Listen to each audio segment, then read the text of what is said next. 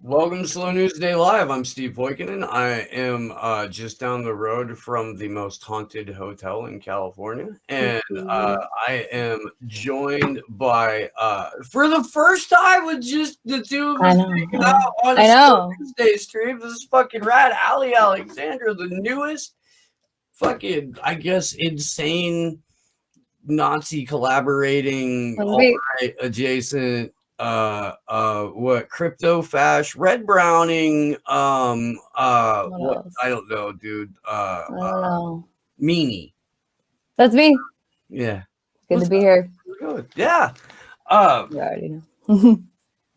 Wow, man, I should apologize for having my head up my ass last week. It's only going to get busier and crazier, but I should be a little bit like, I don't know, less scattered. I'm not sure. It happens. It happens. Everybody has a week or two, you know. How you doing? Doing well. Lots of fun information to talk about, you know, the usual. But yeah, that's good. I can't complain. How about you? It sounds like it's slightly like better week this week. We had such a great fucking day yesterday on the shows that we did, and I learned a fuck ton from Dean O'Brien and that show. You guys, if you're watching this on YouTube and you don't have a Rockfin account, this is why you need your Rockfin account. We've got a 2-hour interview with Corey Morningstar that is just fucking mind-blowing, and we are gonna put a clip up on YouTube basically so that you can see what you're missing, and then you should go and look, man, the account's free. Just do it. For right now, that interview is free. It'll go up behind the premium in a day or so, but for right now you can still get the full interview for free, and it's incredible. And I just want to, like, before we get into the news that fellow MCSC network crew member Robbie Yeager broke like a half an hour ago, because that's what Robbie does and that's how he does. I just want to like for a minute just say how weird and cool it is to be the show that's like Whitney Webb's favorite show, and where Vanessa Beeley comes to like get her therapy on, and like the first thing out of Corey Morningstar's mouth is, "I really missed you guys, and I'm sorry that I haven't been back sooner, and I've been watching it," but like that's really fucking cool. It is. It's hella weird. Really fucking cool. Hella weird. But how do you think I feel? I mean, we'll take it.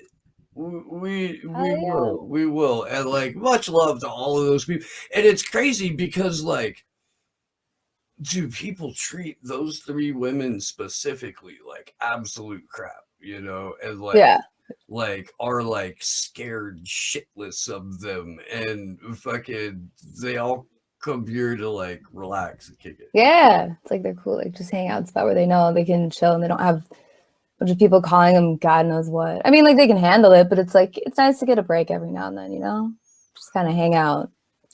And we read their shit. That too. It's important. That too. You can tell with like every time they go on camera, like who's actually read their stuff and who sort of skimmed it 10 minutes before they were like when they were doing their show prep and just went, "Oh, holy fuck." Well, we got Whitney Webb coming on. What was that she did again? What did she cover? It's like, where do you begin? Was this like an Epstein thing? yeah. Oh, she was the one that did that Epstein story, right? Yeah, her. Sure. Can you imagine? That'd be great. It would be. Yeah. So let's kind of just jump right into what Robbie has uncovered. Let me get it pulled up on the. I probably should have, you know. Yeah. Probably should have planned a little bit better. And I'm not any better, so. For this, but This is how it's done. That's why I knew I would fit right in a little last minute because it's just had to pull it up real quick. Okay, so Robbie Yeager says breaking Pipeline and Hazardous Material Safety Administration investigation into Colonial Pipeline's 1.2 million gallon gasoline spill in Huntersville, North Carolina, finds that conditions that led to the spill potentially exist throughout the system and that continued operation without correction poses a risk to public safety. So let's kind of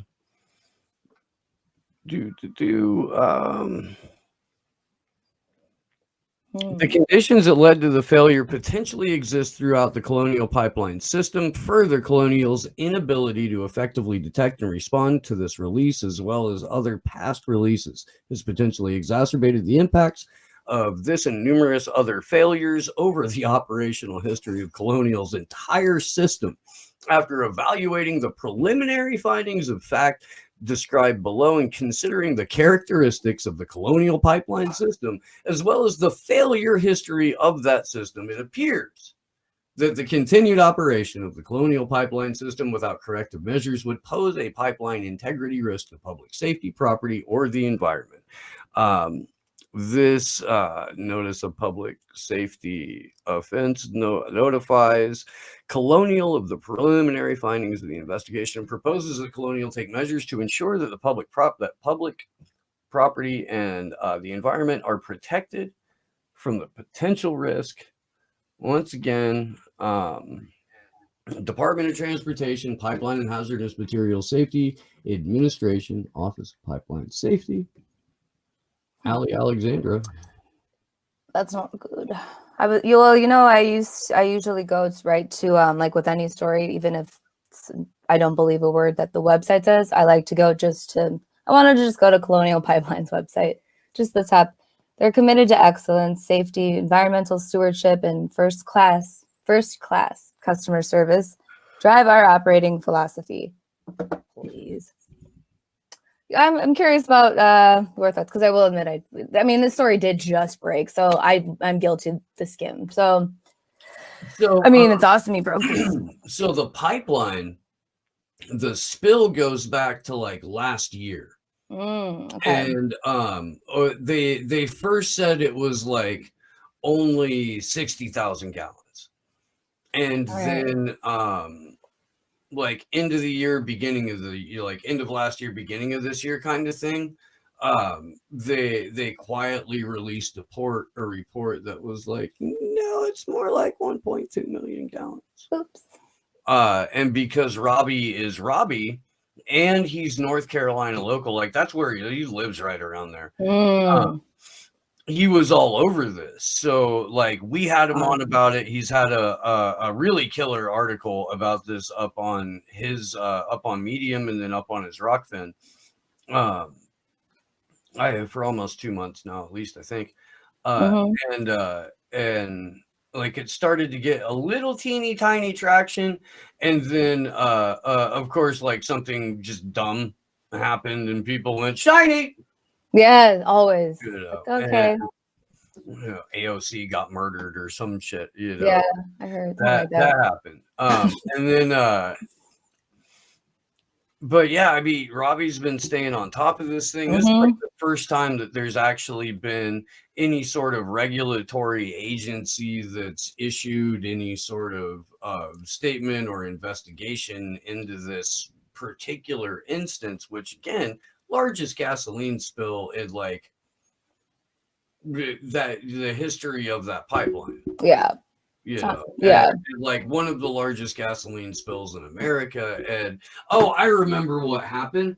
There was like a few thousand gallons of oil spilled in the San Francisco Bay or in the Oakland, something like that. And it happened like right when there was just starting to be a little bit of traction about this gasoline spill story. That sucked all the oxygen out of the air. Because it was happening, like right at the doorstep of like a liberal stronghold. Yes. So there was a lot of attention on it. And this is more or less we don't need to pay attention to this part of North Carolina. It's outside of Charlotte. It's where the Renaissance Festival is. I used to work where I'd been there. Yeah, out tell us about it. And I have to tell this story again because it's too fucking funny. My friend Evil Joe fell in love with a stripper.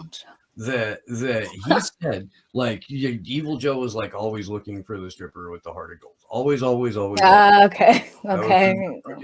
And he fell in love with this one, and she worked at a place called Twin Peaks, Peeks, Twin Peaks. Yeah. On like scale of strip clubs, it was like a level 4 where like you didn't have to step over used needles. Okay. Around in the bar, like people weren't necessarily like nodding out in the place or like shooting up in the place, but your feet would like, you know, like randomly stick to the floor. Yeah. Shit like that. Okay. Yeah. You know, compared to come on, I'm from Indiana, so. But right on, man. I mean, it's not like they even I think they just recently, like in the last like 10 or 15 years, got a strip club in Anderson, but it's like they got a racetrack now. Oh, okay.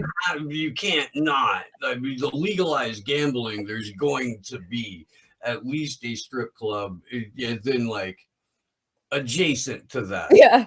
Some whores, but like you know, it's because of you build it, you know, they will pass near it. That's I believe that's science. I don't know how we. I don't know either because I get off track real quick. So just an FYI to everybody.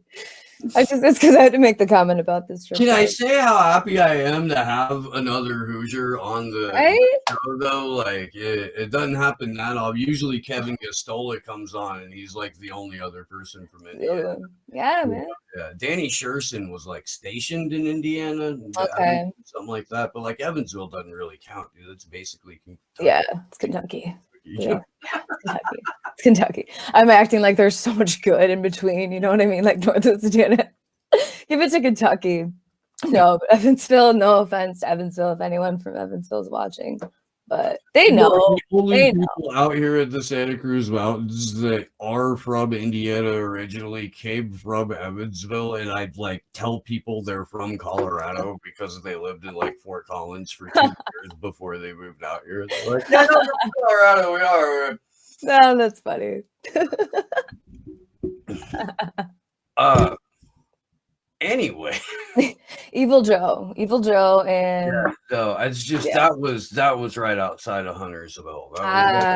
Like that strip club, literally, if you were driving to it, it would be about a mile directly away from like the epicenter of that gasoline spill. Oh my God. Okay, so that's close. Yeah, that is close. Yeah, shit. Yeah, which other than telling the ridiculous, you know, exhibiting the ridiculousness of someone who wanted to fall in love with a stripper with a heart of gold, which, by the way, that girl did not have a heart of gold. No. Oh. No, she did not. It's a bummer. It didn't work out. She done Evil Joe wrong. Damn. Yeah. I hope he's doing okay now. I don't want to get off on that tangent. He did not learn his lesson. No. I never do. In fact, to this day, I don't think he has. I'll go on a rant on that. Yo, like we try not to kink shame here. Like, no, it's cool. Like, it could be worse. He could be Michael Tracy. His kink could be getting dragged on Twitter and fucking like, you know, crying about getting beaten up by Maxine Waters. He could be doing much worse. Oh yeah, for sure. He's just trying to save a girl. So that's really what it comes down to. But I hope back to the actual reason this whole thing got started is because Robbie Yeager broke some news. I do hope that because there's now like an open investigation, there's been this, you know, the like I guess, preliminary statement or whatever the fuck it is. Yeah. Where they've determined that if they don't do something about it, the entire structure itself is a hazard to all living things, past, present, and future. It's a problem. I would like to think that. What are the like? You know what I know, and like I laugh because it's so fucked. And of course they don't. It's not really hot news ever because it is North Carolina. It's not in Charlotte. Because that's a good point you bring up. It's funny how, depending on where it is, like liberal cities usually, those are the headlines. Of course, out in California, but not in North Carolina. So it just like Outer Banks, or some sort of like because it is a protected wetland that the spill is on. That is, if you go read Robbie's article, like it's right in there. Like this is a protected environmental space that the pipeline spill is in, and it's because it's gasoline and not oil.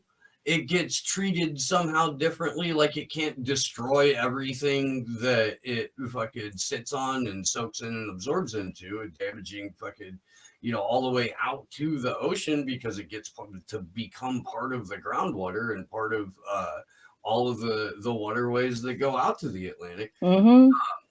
But overlooked because, again, it's like a red county, it's gas, not oil, but still incredibly destructive. And I hope that this gets the ball rolling a little bit on it, because 1.2 million gallons of gasoline sounds like a lot. That's a lot. That's a lot. The number that was listed before was a lot, but millions. So I hope it gains some traction too. It's so tough because, like you said, something big always comes on, like AOC getting murdered. So, and like Ted Cruz or their little spats, those take precedence over. So I'll keep sharing the article. I'll have to check it out. Everybody should check it out. But his work's great, and that just the fact that he's there is obviously very helpful too. Like he lives there, so yeah, man.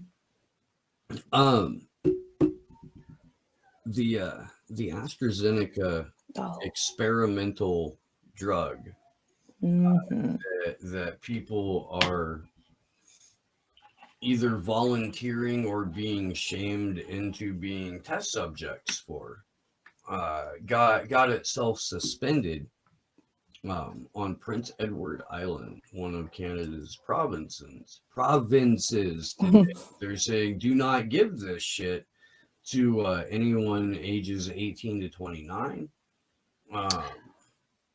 You actually did more of the looking shit up on this than I had time to do before the show. Yeah, I'm gonna pull it up actually. One moment. The thing about all of this, which the audience already knows, is also just keeping up with what, like, all the changes, because it's every single day. Like, even just you were asking me to find, like, for example, how many countries have suspended using the AstraZeneca, and it's like just to find that article that's even remotely accurate. Like, I was finding one that was saying March 11th, it was banned in like France and Germany. Then like 4 days later, they're like, just kidding. So they're changing it all the time. But yeah, right now there's 20 countries that have suspended the use of AstraZeneca. Now, most articles won't tell you why. They just say, like, they literally say, they won't tell us why pretty much, but they're suspended. And then they just go on to, of course, say that, all's well, we'll have it back soon. There's just a few things like with like blood clots, and that's about as far in the details they get. So that's a problem. That's a problem. And again, it's just like, well, we'll take the chance. But me, I always go to like the big picture. It's like, again, why are we cool with just being test subjects? Like, when every other vaccine, as far as I know, is tested way longer. And I'm going to answer that question, which most people say, well, it's a pandemic and it was cleared for emergency use, but like, okay.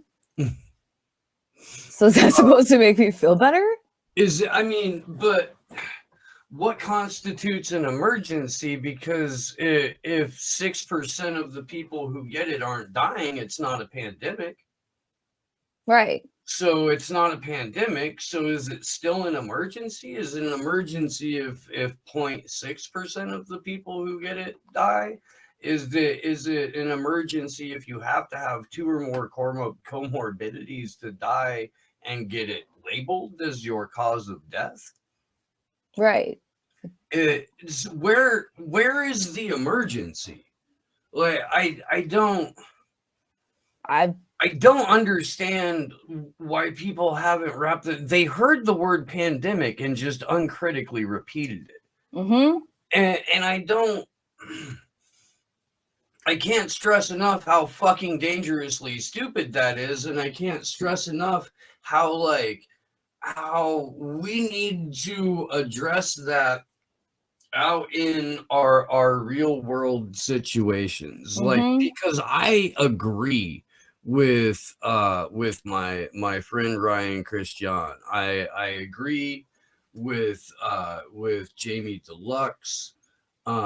There are more of us that are aware that this is fucked up than there are people blindly going with it. But the propaganda is so heavy, and all of those fucks feel so entitled and empowered right now that even though there's a majority of us that are aware that this is bullshit, people aren't talking about it in public because they've seen what happens to us. Exactly. They don't want to be labeled. They don't want to be shamed. And I got to talk about that with Keith McHenry today. I went down to Santa Cruz to Food Not Bombs and hung out for a minute. I picked up Pasta had like begged him for a signed copy of the reworked version of the Anarchist Cookbook that Keith wrote. Awesome. Yep. Oh, Josh. This thing. Oh, nice. I like the cover. Right on. And so the original Anarchist Cookbook, if you guys don't know the story, it was just the dude who wrote it out, like went to a library and copied out all kinds of fucking like awesome, crazy shit so that he could put it in a book and avoid going to Vietnam. And it was used to convict a number of, like, possession of that book was a felony. Huh. So the guy who wrote it like disavowed it. And so Keith wanted to write an actual book about anarchist philosophy and then also throw recipes in it. So he did. And then he got that guy they let him use his disavowing of the original book as the foreword. And then like Chris Hedges wrote an introduction to it. Awesome. And because it was the two of us hanging out and bullshitting, he signed Pasta's copy to me. So I had to like have him like another copy. He actually did not sign it. His signature is not on it. No, don't stop. And it's like that on Pasta's too. Like he that's funny. Wrote the date on it and scribbled out a message on it, but he did not put his he didn't put the signature. That's funny. And he put the wrong date on one of them. Yeah. He's too busy for that shit. That's funny though. That's a cool story. No, I mean that little story was cool, but just the story of the cookbook also. I didn't mean it like that. They're both cool stories. But yeah. Jesus, man.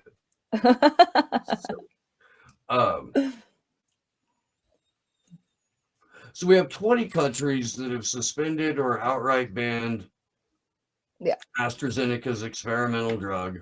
We've got this is just what we've heard about. This is just what we, this is why I feel like there are more people that are aware of this and that want pushback on it than are willing to talk about it, especially here, like in the land of the free. Oh, is that where we are? Okay, the land of the free. Cool. I'm serious, and I'm just looking at the chat because I'm trying to get better at multitasking. Because I claim, you know, Glory is the woman of the chats. I'm trying to get better, but you know, people are saying like someone's friend's father passed away after a rapid 2-week decline right after getting the second dose. And now, of course, that's one example, and I'm sorry to hear that, but you keep seeing those.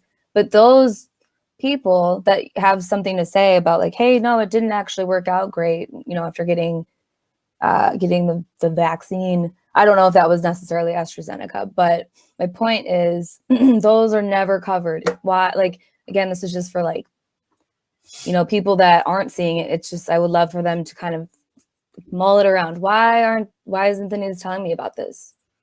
And then, you know, when I do this with people, I'm like, say, well, why do you think they're not talking about it? Well, you know, there's always a risk when you take a vaccine. So I mean, I like to see the mental gymnastics to try to help them like kind of untangle that. But most people just get mad. They do. They get really mad. They'll like call you a Trump supporter or something. Oh, yes. Weird. Anna Maris over on the Rock Fan, thank you for the Super Ray. Corey Jones and Pasta.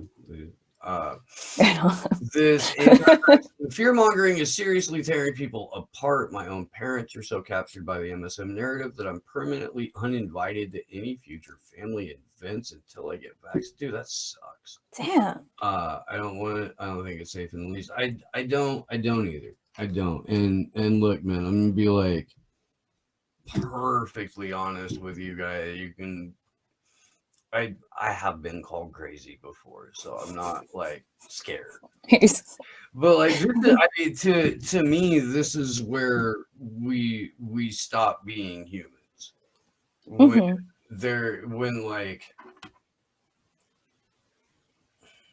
When shit is injected to you that can be is writable, that can like manipulate your genetic code. That's and it's, you know, and it's electronic. It's not an organic, like it's being manipulated via code by a human. You're no longer like whatever comes after that isn't 100% organically human. It's not. And the fact that like they're, you know, not just with like DARPA or Boston Dynamics, but like all kinds of companies and the DoD are coming out with report after report after report about bio enhancement, shit like that becoming like, you know, just status quo for the future, where you get biomechanical upgrades as part of like becoming a better person while you've got fucking writable DNA and shit like that, and fucking designer babies and shit. I mean, I'm not making any of this up. I'm not. Like, this is shit that existed, is being fucking, you know, like, or is on the way to existing or being delivered, like brought out into the real, you know, into 3-dimensional space. Like, and I don't know, dude. It's like to make it make sense, you know, again, I'm kind of doing this like for sharing this later purposes, because I know the audience pretty much already gets it, but here's another way to look at it. You know, I know a lot of people are really into the stock market. And again, I'm sharing this with, you know, a broad range of people here. So just look at stocks. Why? Ask yourself, why is biotech like one of the most projected, you know, like industry stocks to go up? Like, and then just start there and research, where is that going? Look at patent laws, like, you know, and I could bring some of this stuff back later for another show, but there's multiple ways to kind of talk about it with people. And it's like, I have a hard time not jumping to like what you just talked about.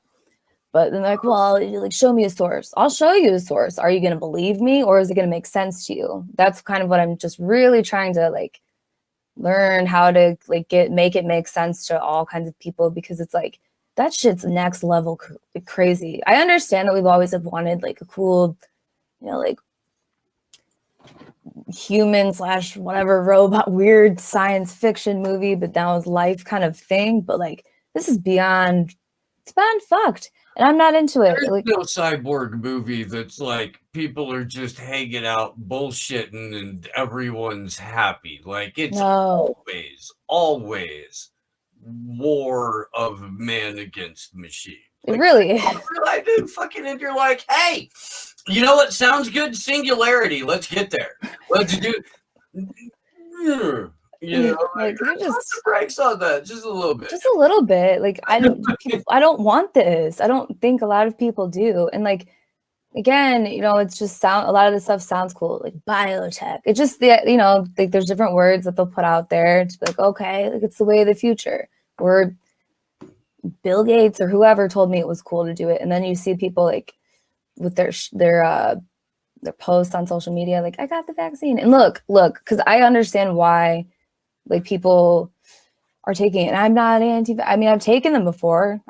We all have, I would say, but like this one's kind of freaking me out. And I don't like how the word emergency is just, again, being twisted, and like, what's an emergency? How long is this going to last? Because like there's some of these shots that they say you've got to get like the first shot's not effective. Go to second, get 2. Are we going to stop there? Right. Oh, the second shot only lasts for 3 months. Oops, gotta get a 3rd one. And so it's just, I'm asking people to just kind of like, hold on. I get it though, because a lot of employers now are starting to send out strongly worded emails to come, you know. And look, man, you can dance around it and point out like, oh, you can just go find another job. You know, but this is soft pedaling forced medical treatment. That's what it is, and it's getting people. It's like predictive programming, because you're going to have an entire generation of kids who are already like severely psychologically traumatized from the last fucking Shit. well, every year they've been alive. Yeah. Yeah. Really the last years, but you know, like more so. And then you're going to get them culturally used to the idea that you don't get to go anywhere or do anything without taking a shot. Yep. Or multiple shots. No, you can't question what's in them, because remember when they locked all those people up for doing that when you were 9? Oh my God. You know, I mean, straight up, dude. It's no, I'm So just we have to resist this now before it becomes, you know, like I don't know, common, overwhelming, before it's too late. Yeah, we really do. Like there's enough countries have pushed back on this a little bit, you know, outright banning some vaccines in some case. I'm not going to use the word vaccine for an experimental drug. Like I'll slip up, but I'm going to try to be consciously aware of what I'm talking about. And I understand that a rushed, still being tested, no semblance of what a long-term study would look like or what you would be looking for even out of one drug is not a vaccine. Right. And like my last thing with this is just, again, another way to look at it. So it was called, you know, this all started Operation Warp Speed, which that right there was what I thought. I was like, that's weird. And the contracts that, you know, the government has with these companies, and like pretty much like the cost per person, like that's a whole other thing too. But my point is that if drug companies, you know, can make it this quickly, like these, you know, cures this quickly, and all it took was an elimination of like some regulations, why the fuck aren't, you know, why is it still that like some other things can't, like we still don't have a cure for them? Like, wouldn't the government want to also eliminate regulations for like, you know, medicines for other ailments? Why is it just this one? It's just, again, it's like kind of taking a step back and looking at it a little differently. And it's just, well, that seems weird. And then people might say, well, it's a pandemic, but like, but it's been like that since 1996 or 1986 or something. Yeah, it was like, yeah, 86. Yeah. 86. Oh, yeah. And look, you're pissed off about qualified immunity with the police force, right? Right. You say my body, my choice when it comes to reproductive rights, right? why doesn't that apply across the board? Why should corporations be allowed qualified immunity? Why should vaccines specifically be allowed qualified immunity? Right. If you're not going to accept that from rank and file police officers, why are you accepting it at the highest levels of fucking virology and vaccine research and science? Why? Yeah, I just want to know why. I want to know. Again, I get why, you know, people are getting, I can empathize with it. Like if you haven't seen your family in over a year and they live wherever overseas, that's fine. But again, like think about the long-term implications of it. Go get it. It's, I don't know, just, yeah, the people that are so intent on shaming everybody else for just asking a mere question, you've lost the way.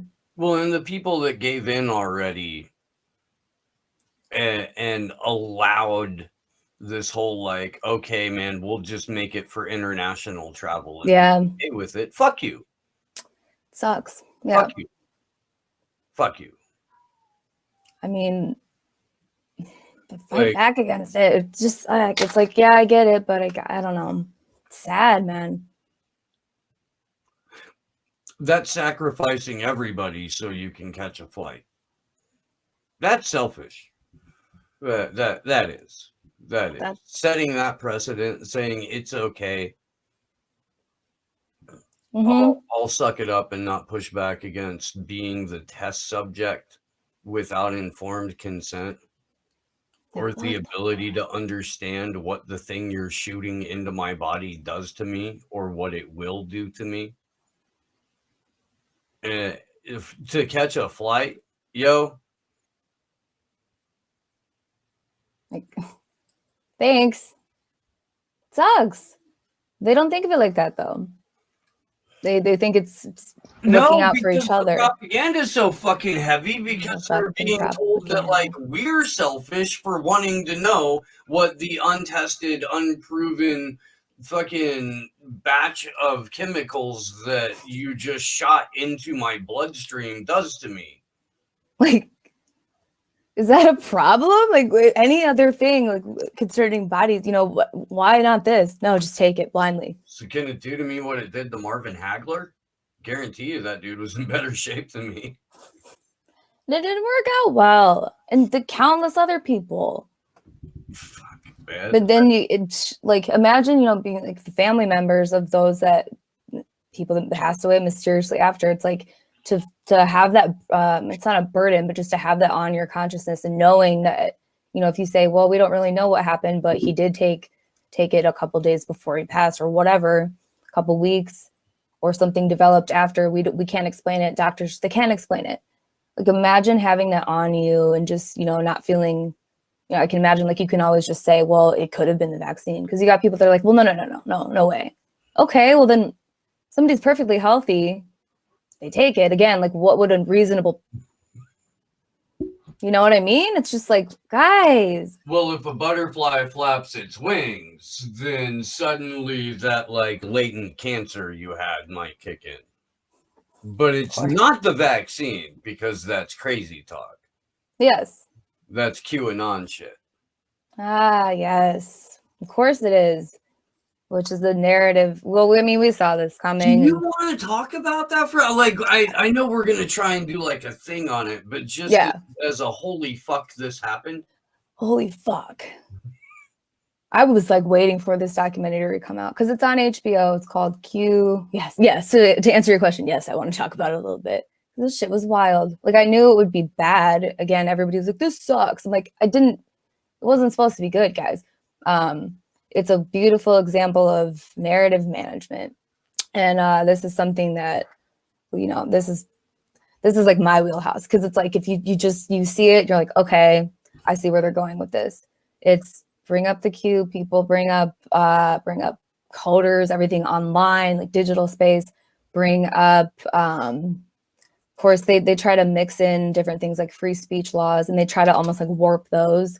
So it's a whole kind of, it's a whole mess. And and you know, the way I'm explaining it, it's not like they're telling you that. It's, you got to like see the patterns, but that shit was crazy. I mean, it is brutal. Yeah.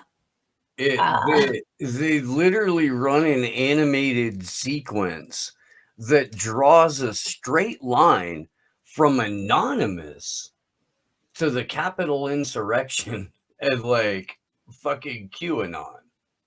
That's a problem. That's a big fucking problem. Now, to the person who doesn't really know much about Anonymous or, what all of that entails, they're like, well, there's, those are both just creepy little online movements. Yeah, no, the symbolism there is if you dissent, if you have something against, the democratically elected officials, this or that, they're trying to symbolically kind of show you like don't question things because there's misinformation out there. Got to be careful.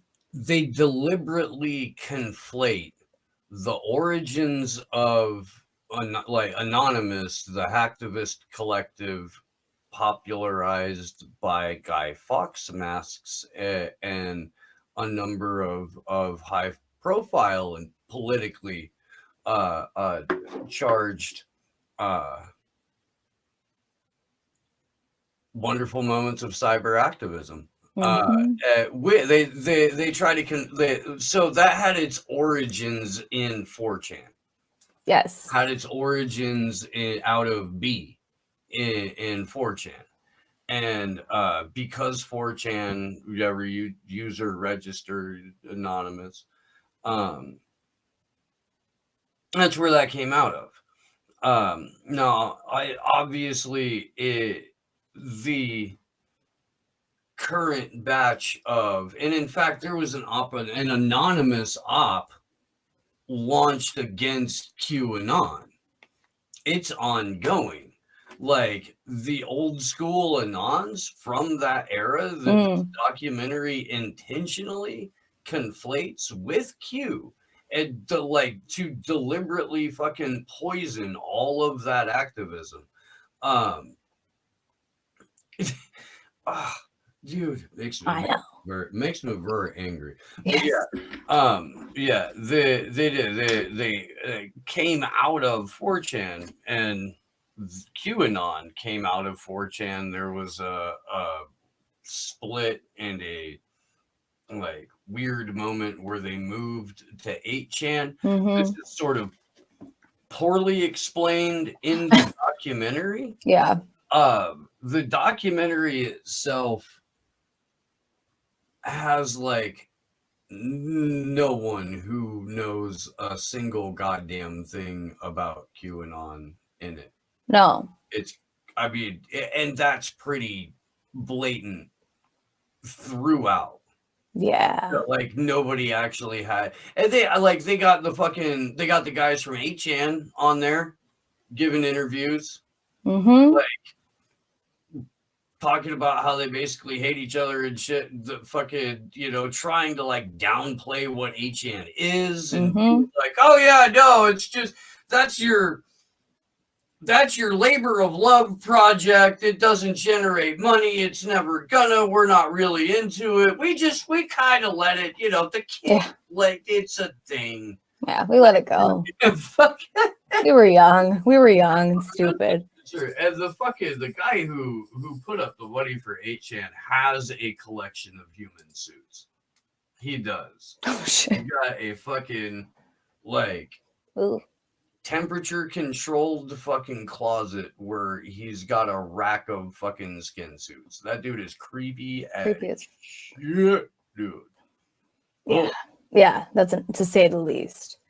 I mean, it was just like I went into this knowing like I was what I wanted to look for. Of course, sure, I went in with an open mind, but it's an HBO documentary. But my focus is again like not so much, this audience is gonna be like, well, yeah, it's look at this bullshit. But to again the average HBO documentary watcher, which I've watched tons of them. I mean, they're produced very well. You learn a lot, but remember, it's only one narrative, and the bigger picture is basically. What I see I'll talk about all of this like more later when we actually talk about it because there was so much shit last night. It's hard to like wrap my head around it. And I'm not even all the way done yet. There's still 2 parts left that haven't come out. But they're kind of starting to suggest that free speech isn't exactly great. because free speech, look what happens when you actually allow free speech, because they were saying like, look, we tried to control it on 8chan, it didn't work. Then they were 4chan, 8chan. They basically went from, they used to say, we've got to shut down that website, to, well, they just moved to other websites. So we've got to like really kind of get a handle on this, because when they started bringing up the First Amendment and how that works with other countries, like they tried to act like Japan was somehow infiltrating our system. They kind of like pushed it off on other countries that are responsible for this. But at the end of the day, it comes back to the danger of the First Amendment. And I mean, I was infuriated. It should horrify people. Did that just come out this weekend? I believe, yeah, it came out the 26th. I don't know, what day is it? The 29th? So it came out like the same day or the day after the Senate hearing with Zuckerberg, Jack Dorsey, fucking what's his name, and in that they were the big shout out to Convo Couch, and I'll get to you guys in your event on the 11th in a moment, but they were rolling tape of that. Of one of the Democratic senators, and I can't remember what the dude's name was, but he's like, there are 12 super spreader. That was like his terminology for fake news or some shit.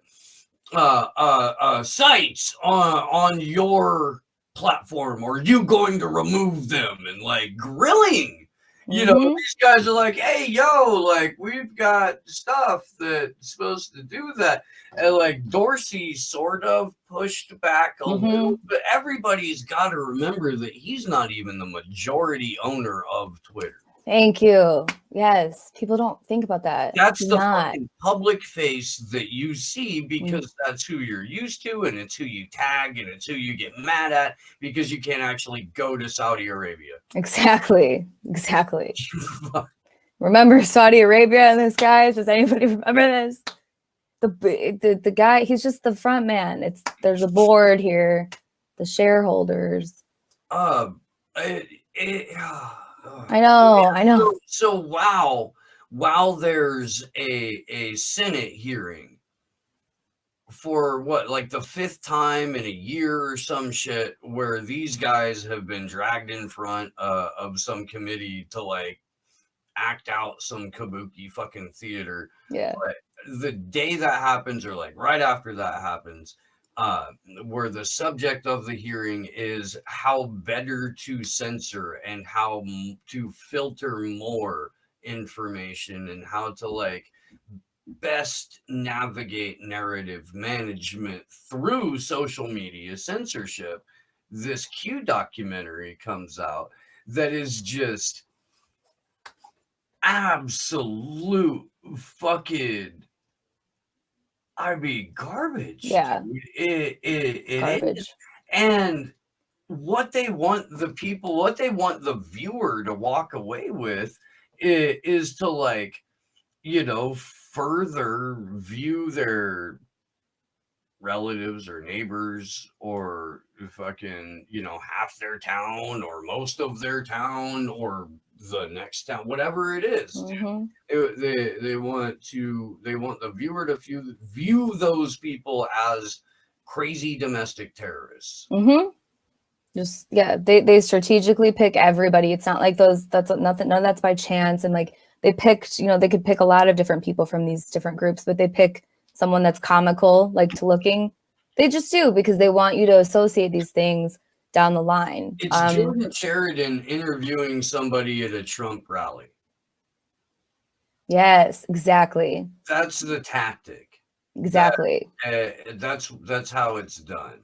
And fucking, oh my god, dude, they got like Tracy Bean's crazy ass on there. Fucking, oh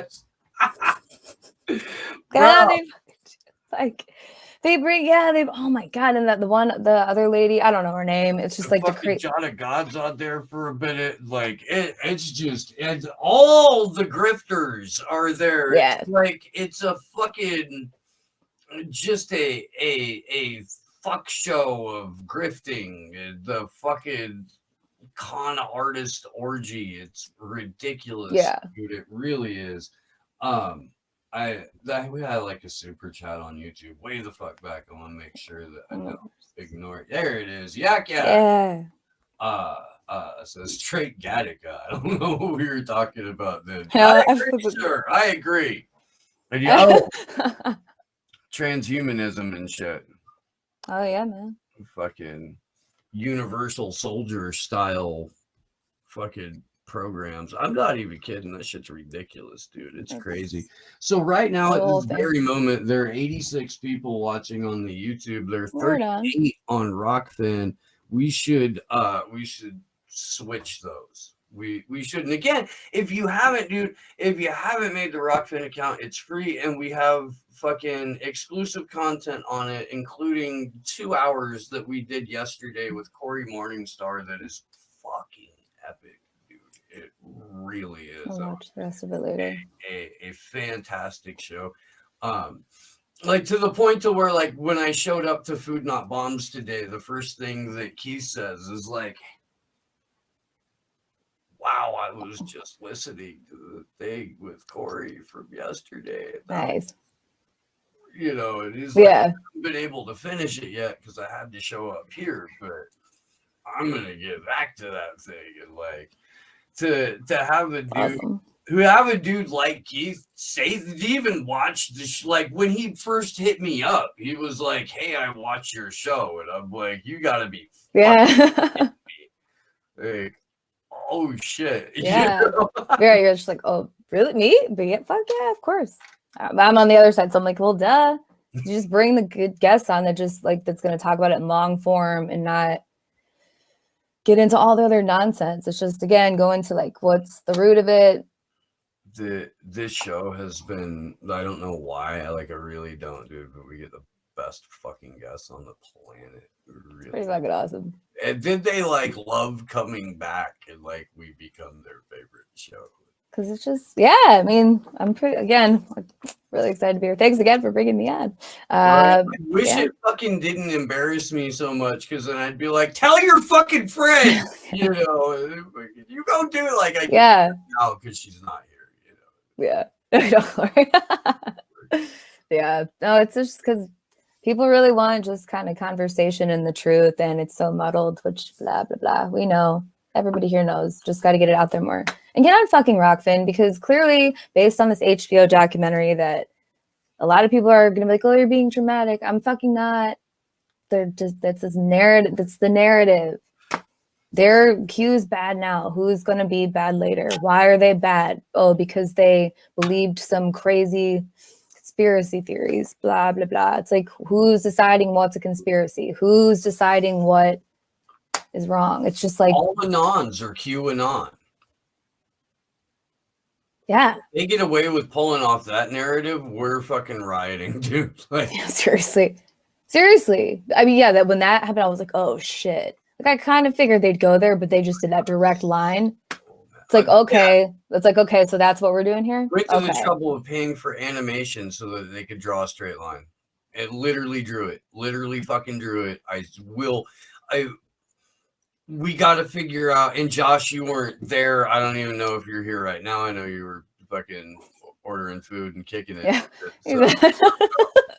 So if I have to repeat this, homie, I will. But like, we got to figure out how to try and like roll some of that footage without HBO kicking in my door. Yeah, because of all networks, right? HBO. Yeah, people got to see it. You know, again, I can see why initially they'd be like, well, no, I don't want to see it. It's going to suck.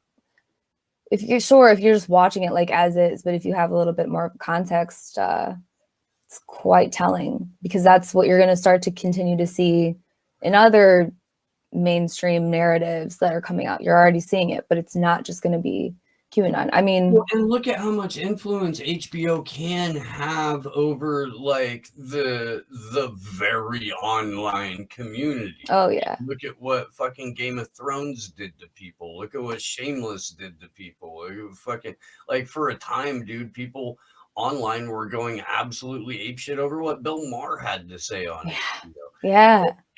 And so I mean, they really like that show can determine narratives in the digital space, which then influence narratives further out. And so I mean, it's not like HBO didn't know what they're doing. HBO had Vice and shit, you know? I mean, like, fuck, man. Yeah, they know what they're doing.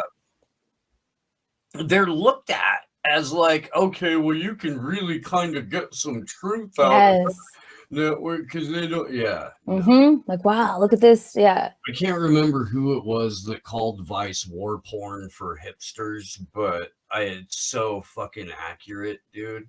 Oh, yeah. Accurate. Like, we're going in here. This, yeah. I mean, I used to love it. It's again, it's produced very well. They know what they're doing. That's what's very scary to me. Here's Tim Pool snitch ass, you know, fucking Tim Pool. Yeah. God. But seriously though, he's got a huge following too. So it's all these people, and I had a couple of friends already that, bless their hearts, they texted me. They're like, "Did you see it? It was so good." And I was like, I did. You don't. I was in the middle of work. I was like, "We'll talk later." The real life Sequoia Morwhite, when he found out the anonymous mask that was like custom painted for me was done by a Boogaloo boy, he was ready to shoot me. Well, not that he believes in fire. Yeah, I was gonna say I don't think he had a fire. But he was ready to like have somebody shoot, because they blamed the Boogaloo boys for a handful of like officer shootings here, officer killings here, like in the Santa Cruz Mountains specifically, up in Oakland. And I'm like, so clearly these, like, I'm not gonna tell you, I'm not even gonna try and pretend that like I would be willing to consider or believe for a moment that Magnus represents the Boogaloo boys as a totality, right? You know, right? I don't think anybody should.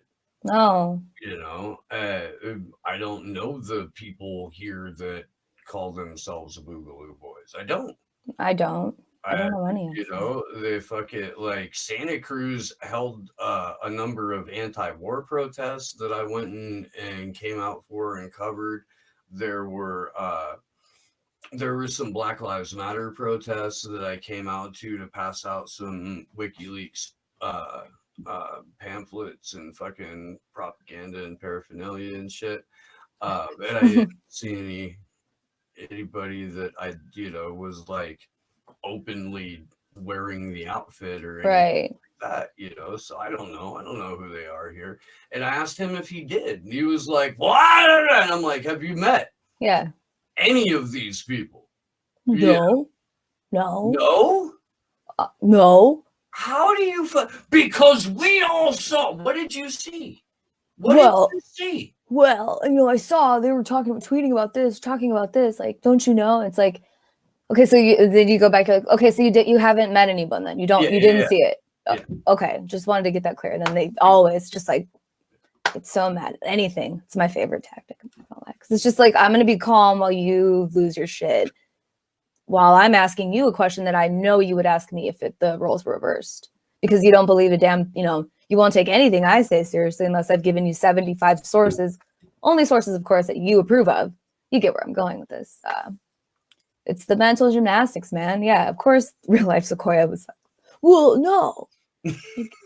Okay. You guys, I have so much to go off of from this encounter, and like awesome. The fact that Hovey was like coked out of his skull makes it even fucking better. Like the only thing that would have made that better is if he'd been a vegan or a vegetarian, but he wasn't. He wasn't. Damn. But like, I mean, as far as I'm concerned, when I play that character is a vegan, and I'm a better vegan than you vegan. Oh yeah. Tina's better than everyone. I mean, really great character. I'm not gonna lie. I love that idea. Sometimes it's the best way to just show the utter stupidity. Stupidity. I was gonna try to be like, go back and sugarcoat it, but fuck it. I don't have the energy for it today. OG, wait, hang on, I got a super Ray that I gotta read. I feel so fucking ridiculous saying that, dude. I'm sorry, Glory Jones. It's gonna have to be you from No, you're welcome to as well. I will. Yeah, I gotta get better at this. OG North American ape Sheldon. Who, me?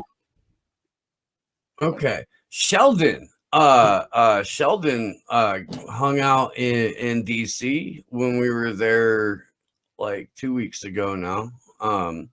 Fucking dude, you're cool as shit, man. It was great hanging out with you. I've been taking a bit of a mental break, but I did catch the hearing with the convo couch. The one dim senator was really on that. Oh my god, if you guys don't ban all the bad people right now, then the world is going to explode kind of vibe. That shit made me cack. That shit made my ass itch, homie. Like, that was fucking not fun to hear. It was not. It wasn't. So hey, Sheldon, there's going to be stuff in New York and DC on April 11th, at least, if not April 10th and 11th.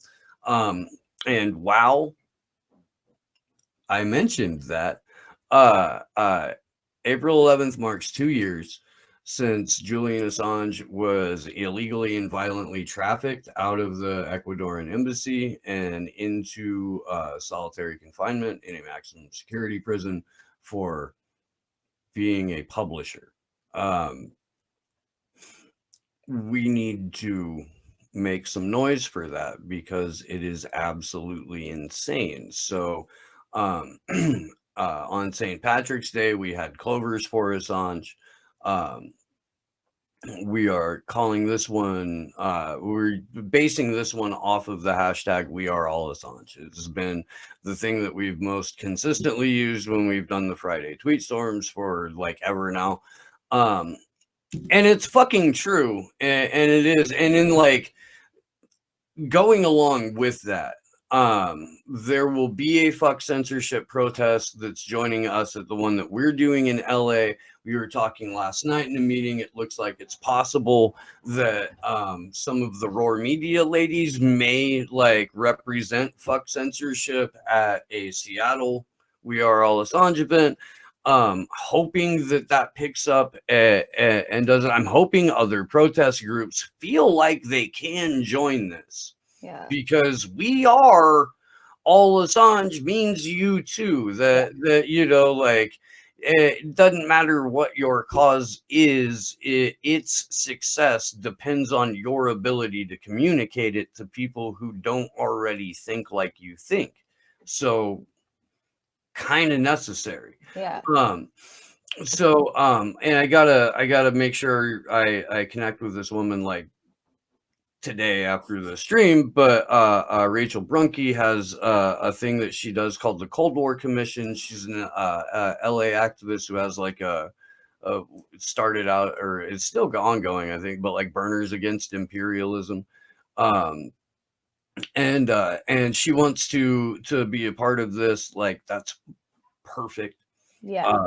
And also 100% relates to why Julian Assange is ostensibly being tried in the documents that they're using in order to try and get away with an international grab for jurisdiction over the press. OG North American Ape, thank you. I remember Misty saying something about the 11th, so my calendar was already marked.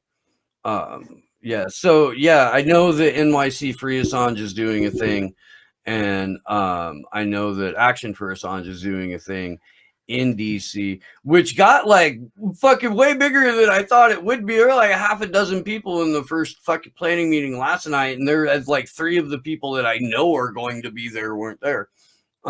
So that's killer, dude. Like, this is exactly what we wanted to happen to Action for Assange from like day one. It just took nearly 2 years. But we wanted a decentralized network of activist organizations that were based around getting Julian Assange the fuck out of prison. Yeah. Free speech and the ability to fucking publish documents that expose what governments and corporations do with and for and to people.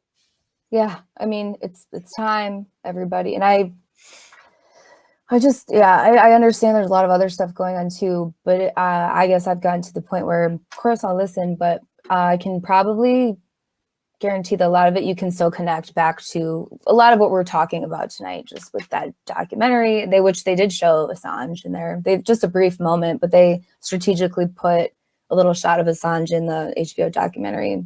So, always to remind you, just real quick, oh yeah, this guy, yeah. Well, and they alluded to WikiLeaks a handful of times, and like it's brutal. Yeah, it is. Fuck, man. No, I need to watch the first two again with the Notebook out. Yeah, I was tired. That's what I'm gonna do. I was like, screw it, we'll keep watching. But yeah, I think you fell asleep on the stream. That's okay. You did. I'm gonna keep playing it on the Discord. Yeah, I fell out. It was because you already know. But yeah, you can use my login, or I'll just keep playing it on Yellbro server. Shout out to Yellbro. Thanks for letting me play that. I'm gonna keep playing it. It's not because it's good film. It's because everyone's fucking included in it. It's so I gotta read the comment out of the YouTube chat real quick. He says, "This is Mad Mom's husband. I love the background. You made a true hillbilly smile. Going to get the jar." This, in case you guys don't know. Yeah, what is going on there? This absolute fucking legend behind me was a gentleman called Popcorn Sutton. Popcorn Sutton? And this, what is his still operation? Popcorn was a legendary moonshiner. Right on. In the East Tennessee hills. Cool. I think it was like Cobb County, Tennessee, is where old Popcorn was. And he got arrested. Oh God, dude. Like dozens and dozens and dozens of times for making moonshine. And Hank Williams the third. In case you guys didn't know, there's a third Hank Williams. Hank Williams too. It's just he's probably I think like 7 or 8 now. Might be like 14 now. Might be. Anyway, Hank 3, Shelton Hank Williams. Has a song about popcorn on one of his records. It like went out there and fucking hung out and like shot a bunch of footage. There was a documentary made about 10 or 15 years ago or something like that. And yeah, dude, he was just a fucking like true outlaw and awesome. True fucking just like, I'm gonna go ahead and make my corn liquor. Fuck you, Go fuck yourself. Yeah. So I like every once in a while, and I don't drink anymore, but I still consult on stills. Okay. Because my brother and I for a number of years had a little operation. Really? Okay. Yeah. All right. And our shine was coming out like 188 to 192. Damn. And yeah, dude. Yeah. Very rarely did people just go for the clear. Like it was, so we would put oak chips in the bottom of like a growler and it would drip into the growler. On at a time. And like a tiny little bit of like crushed up vanilla bean with the oak chips. And that was one of them. One of them got a fuck ton of fruit in it. Little berries, a little fucking mango and shit. Yeah. And there was weed shine where we took like a half ounce of close trim and threw it in for like a month and then strained it out. And we called that "Don't Make Any Fucking Plans." Nice. I like that. The label for it was my homeboy Ben Unger like passed out backwards in a lazy boy because that happened. That happened. Yeah. Yeah. That's great. Yeah. That's Don't make me great. fucking plans. There was a poppy shine like one Ooh. year because somebody's former father-in-law Vietnam vet lives in them hills, right? Oh, Like okay. brought straight up poppies back over from Vietnam and planted a hillside with them, and he'll go by and strafe it and put the poppies up in a little jar, and occasionally he would throw some in his son-in-law, who threw some in a pint of shine that like another friend of mine scraped off a bunch of wax into, and then like I think some hash got thrown into that. And Nice. it just sat there for a few days waiting on a surprise party that I was throwing. Okay. And like after the band was already too drunk to keep going on, that's when we broke out the jar of the shine. Oh, dude. Damn. You would take a sip of this shit and like everything would immediately get a purple glow around it. That sounds great right now, frankly. Right, dude, that sounds great. Back pain, you're like, I understand how the railroads got built now. This shit's starting to make sense. Yeah, exactly. That sounds, I would like that right now. Wish we were still making it. That's cool though. That's really cool. That I feel like the picture, it just kind of sums up a lot of things about this channel. I feel like just fucking A, man. Fuck you. We're gonna do what we want. We're gonna say what we want. Get out of the way or come along. Please. I want to go out to the Tennessee mountains right now, actually. I went over the summer. I would love to go back and just not come back to society. Yeah, dude, there's a handful of spots that we're thinking about for like either East Slow News Day Commune, like East, or Slow News Day Commune Final Destination. And fucking that particular part of the country is fucking top of the list, you know. Yeah, it's great. The like my requirements are all like easiest met around there, and as long as there's two separate natural waterways that go through some part of the property that aren't merely seasonal, like that's a good fucking start. Mm-hmm. You know, a real good start.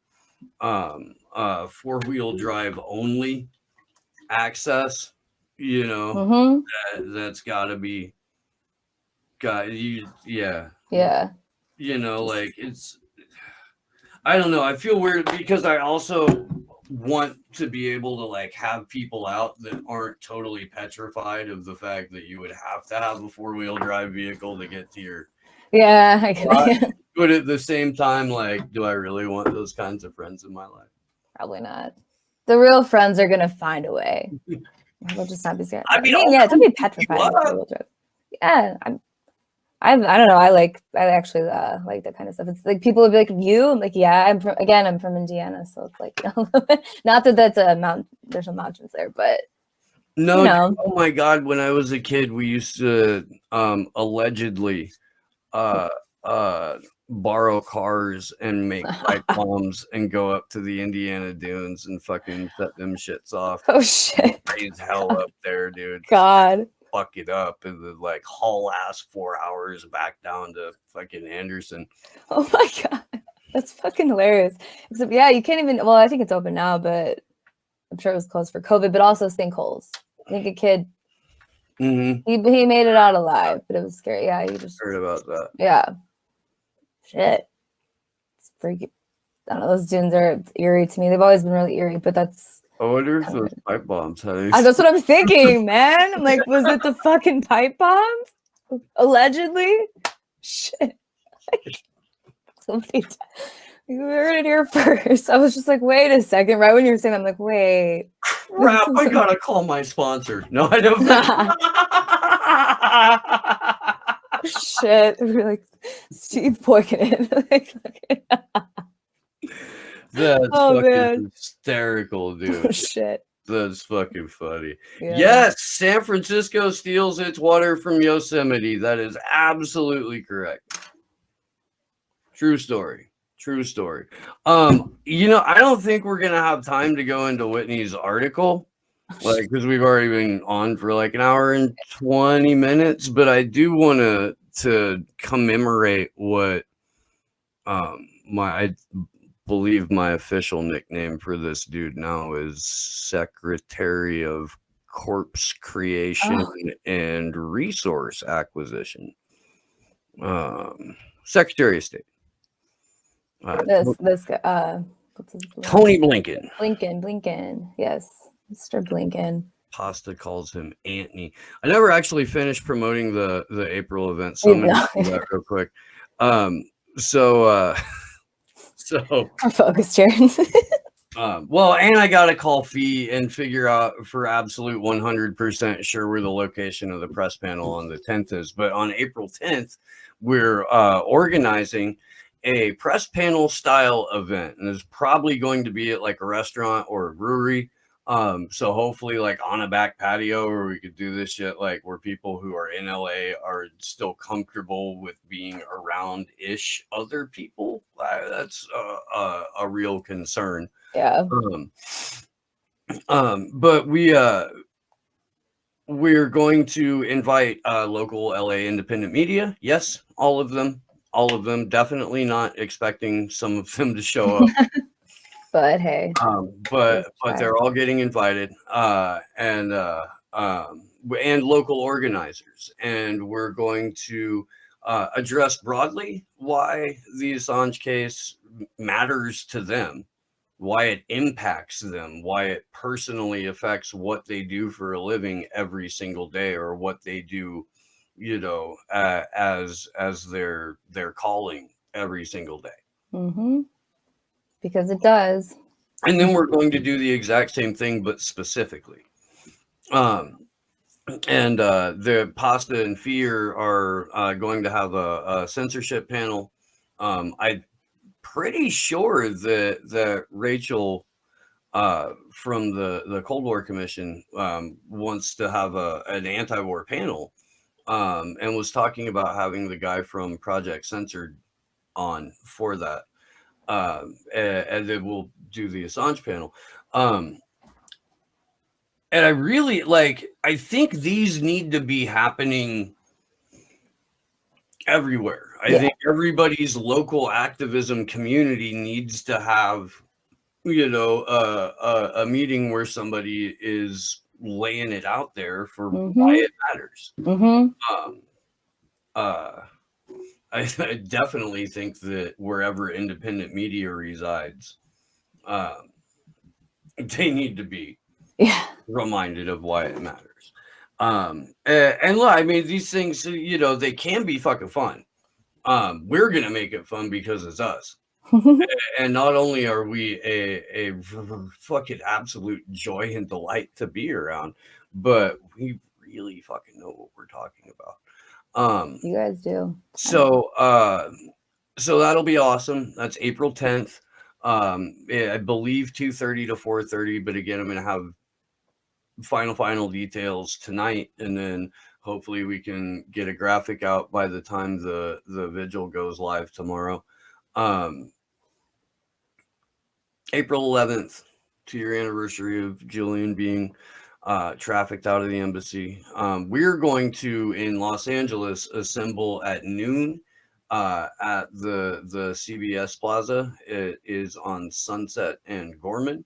We're going to march up a block to Hollywood Boulevard. We're going to march down to Cahuenga Avenue, back down to Sunset and Cahuenga, the CNN building.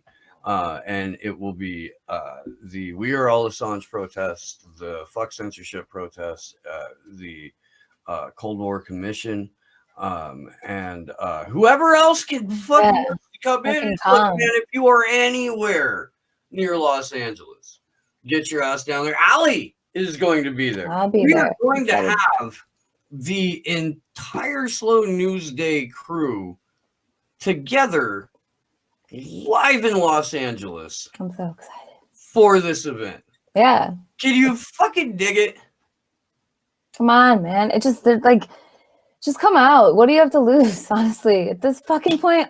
Can you dig that? That shit's going to be incredible, dude. Absolutely. That's almost too much magic.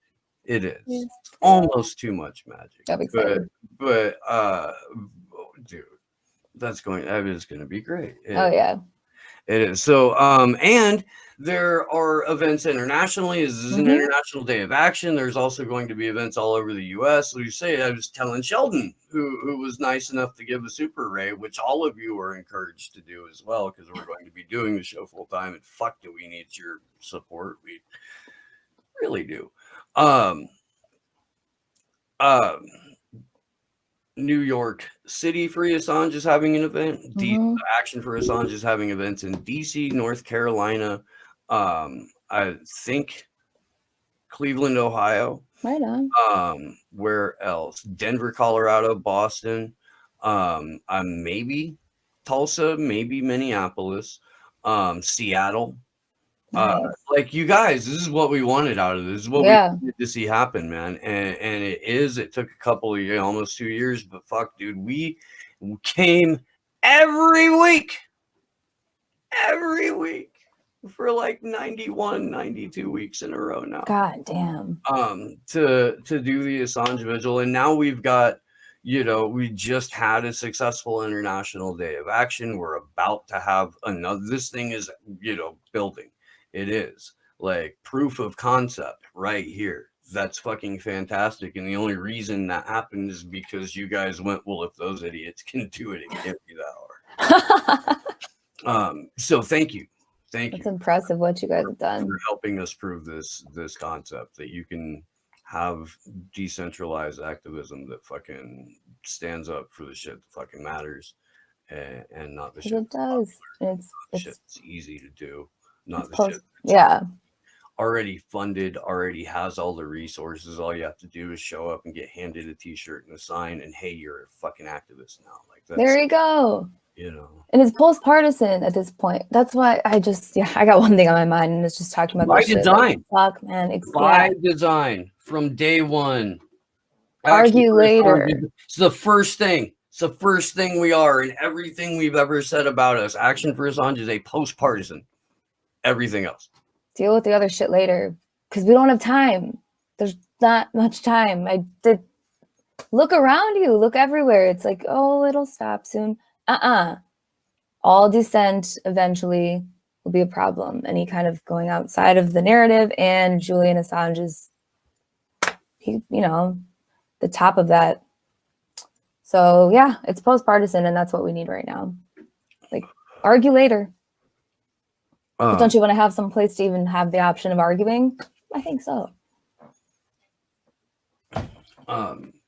Sleepy Josh's project is almost ready to launch. Like, you got incredible shit coming up on the horizon. I'm going to be. I still need to fucking book the rest of this week, but dude, so much cool shit coming up. So real quick, let me go over to this. Yes. This stuff. So Secretary of Corps Creation and Resource Acquisition out here trying to get fucking suckers to believe humanitarian aid means a decade of nearly nonstop bombing campaign. Look at this shit, dude. Like, as I underscored at the UN today, the U.S. stands with the Syrian people, the international community, in calling for a nationwide ceasefire and humanitarian access to Syrians in need. The U.S. is the single largest humanitarian donor to the Syrian people. Richard. You colonial ghoul. He is. Yeah, no one wants 60% of Syrians are now food insecure thanks to U.S. and EU sanctions and American troops illegally occupying Syrian oil fields and crops. That is 100% correct. Thank you, Richard Medhurst, for laying it out. Did you need another reason to come out on April 11th? Because here's one for you. Humanitarian. Fucking A. Jeez. they're using the like recent spike in COVID numbers in Syria. The US is pointing to, oh look, their COVID numbers are going up. It's because Assad is a brutal dictator Of course. who hates his people and has treated them poorly and has subjected them to almost a decade or plus of nonstop war. Like it was Bashar al-Assad that went, hey, you know what we aren't doing right now? We're not getting bombed by the US. Fuck, I better dial one of those up. Yeah. Which one did I call? Yeah, exactly. The United States funds and arms terrorists in Syria. The fucking Washington Post had to run an article in like 2015 where it was like the CIA and the DOD are fighting each other in Syria. Everybody's like, what? Yeah. Yeah. What was that again? Why? Like, just, the average Joe, like, why? Oh, wait. We armed too many moderate rebel camps and now they're fighting. Shit. How does that happen? Come on, guys. Which again, everyone watching this already knows, but just share it. Share it. And look, man, there's been a lot of traction because the Gray Zone has a series out now, I believe, exposing Bellingcat and the BBC as puppets for MI5 and the CIA, and it is well worth digging into if like you don't want to hear us talk about it, or you think Moon of Alabama is a weird blog. You can see it, you can see it there, and it's way prettier. It is, and it'll give you a lot of, a fantastic amount of information in that article, or in the series rather. And look, Vanessa Beeley has been reporting on this for years. And we have had her on a couple of times this year, just now, just during the Biden administration, to talk about the US's and the West's ongoing pillaging and fucking, campaign of brutality and death in Syria. This is what we do here.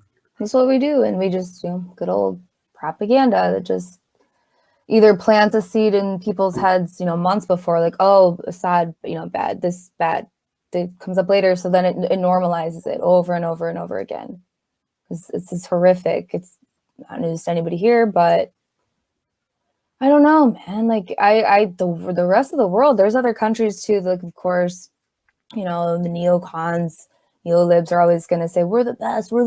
We all know how that is. But other countries are, like, it's slowly becoming very apparent to me that other countries are using the dissatisfaction with the fact that our country's been at war for, I don't even know how many years, over 20 years.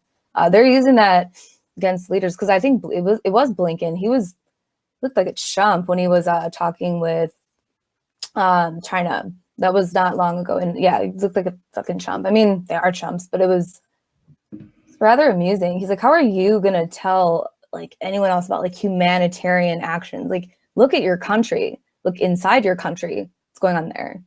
Shout out to the Convo Catch and the Rockfin chat. We basically got the same number of people on YouTube that we've had throughout the show, but we lost some beyond Rockfin. I saw that some people had to go, but if you're on YouTube, get your butt over to Rockfin. It's where we're going to be when YouTube arbitrarily removes the channel. That's where you're going to find us. You just might as well get used to hanging out with us over there and supporting us over there. Oz Whistles asked, "Where's Eva Bartlett these days?" She has been in Ukraine covering what's going on in Donbass. In fact, the reason we had Dean O'Brien on yesterday, which by go watch that if you missed it. That's cool.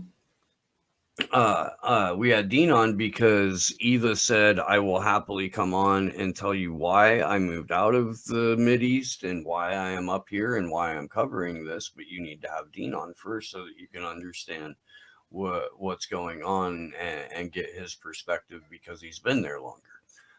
So we had Dean on. I messaged Eva this morning, and we're trying to set up a time for her to come on. Awesome. So that's where Eva Bartlett is and what she's up to these days. Wrong one. Convo Couch. Thank you for the Super Ray.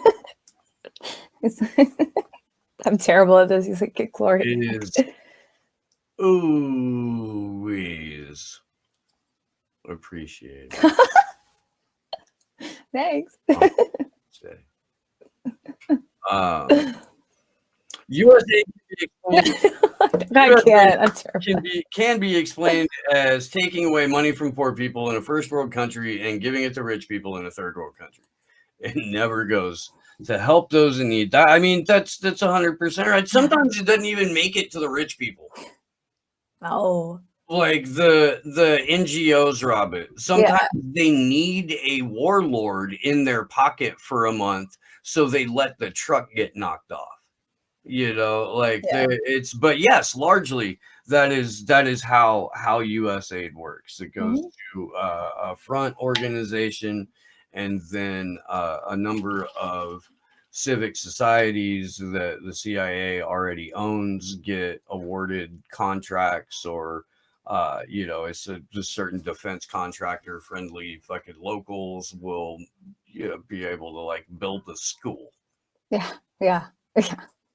I'm clapping because no it's so fucking water, but we got a brand new school. We got a school though, so that's good. Fuck, man.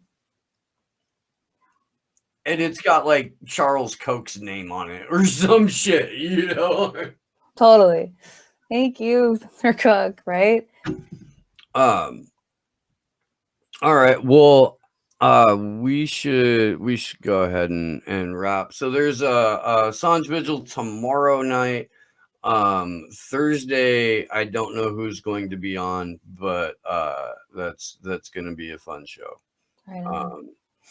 And then I do one of Sam Tripoli's shows like immediately after that day. Hopefully we'll be getting Eva on here soon. I can't remember if I have anyone booked or not. I feel like you haven't been, because it's just been busy. I don't think you've been saying anybody lately. You kind of already had your interviews. Yeah. I know I gather coming up, but like a little bit further down the road. Yeah. But yeah, I don't know, man. Glory Jones is going to be back with us for the Thursday show. She's a busy college student. Yeah. Yeah. I don't know how she does it all, but goes out, protests, school, this, and just a lot of tweeting at people, and it's funny. Oh, she's gonna kill me. Shout out to her for getting featured on Jimmy Dore. Oh yeah, she did. Yeah, Glory Jones. Glory Jones made the Jimmy Dore show. And it got a tweet up there, and only like 345 people have told her. So she's gonna kill real quick. Slide into Glory Jones's DMs and let her know that Jimmy Dore featured her tweet on his program today. She loves that. Probably me too. I know, because I'm like having a dilemma right now. Adores it when people do that. Probably send the screenshot too. Just kidding. So yeah, make sure you send the screen. And I'm done. She's gonna kill me. She's done. Variations on the screenshot, please. Like when he's in different, I'm done. Okay. Yeah. Make sure that happens. Just gonna be like, oh hell no. Let's see. If you're anywhere near Los Angeles, April 11th, come down to Sunset and Gorman at noon for the We Are All Assange, Fuck Censorship, and Cold War Commission protest march. The entire Slow News Day crew will be there live. That's so fucking awesome. I know. I'm really fucking excited. So get out there, everybody, and go watch that shitty HBO documentary, because I'm gonna keep talking about it. Yeah. I was gonna say, what do you got, Allie? That's my focus right now. Is that I'm waiting for obviously the other two to come out, and I really then just kind of want to break that down. It's how it's another way to show people what's the powers that be think of you. Even you that, laughs at all the cute people, we get it. But you know what? To the powers that be, if you speak out, if you're for Assange, anti-war, whatever the fuck it is, you'll be one of them one day. So yeah, that's what I'm focused on right now. Because again, I'd rather talk about protecting the ability to talk about anything than, talk about the little things. Because AOC and Ted Cruz are always going to fight. So move on, Yeah. That's all I got. Fuck team sports. Yeah. For real. Well, cool. Yeah, we will see you guys soon. I don't know if I'll be able to do anything Wednesday or not. I'm not 100% sure. But definitely for Thursday. Yeah. And tomorrow night on the Vigil. And again, hopefully we'll have final details and graphics and all that good stuff. I guess Odyssey is under attack. Josh, do you? Oh yeah, Josh, what's up with that? I didn't get a chance to read it.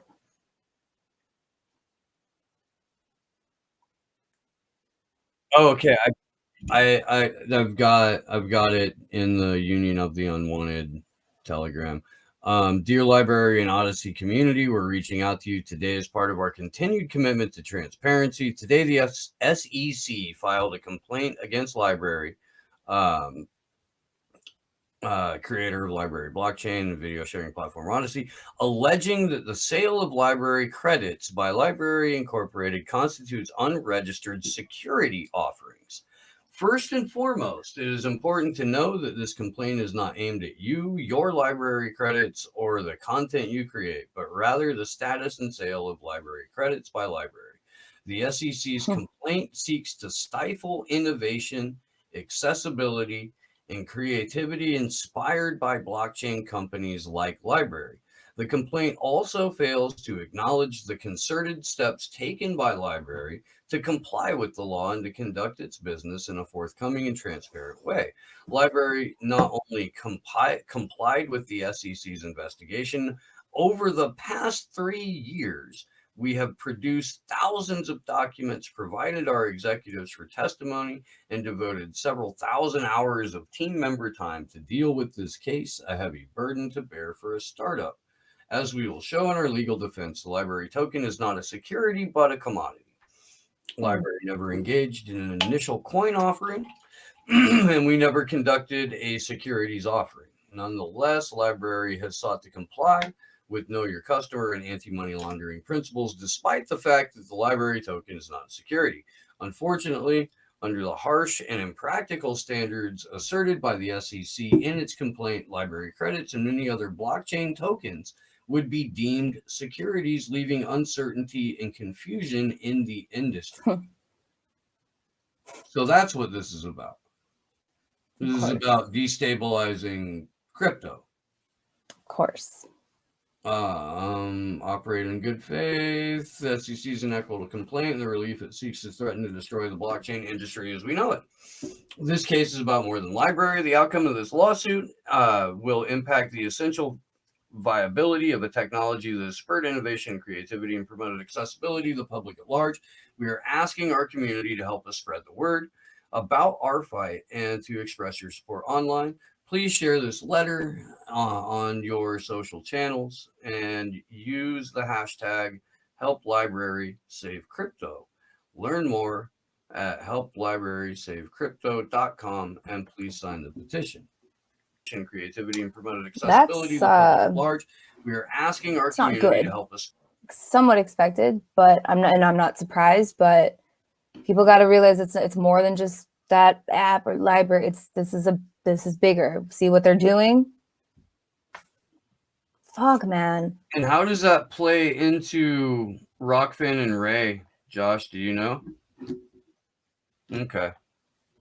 Because what if, I'm literally just speculating, what could it be? Something like they're trying to deem, I don't know, something in crypto is like, it'll eventually become, you know, something that's not worth anything or not able to be used. They'll say it's like, who fucking knows what they'll do with it? You know what I'm saying? Yeah, too expensive, right? Mm-hmm. They just had their halving. That should do something to the transaction fees and miners fees. It should drop.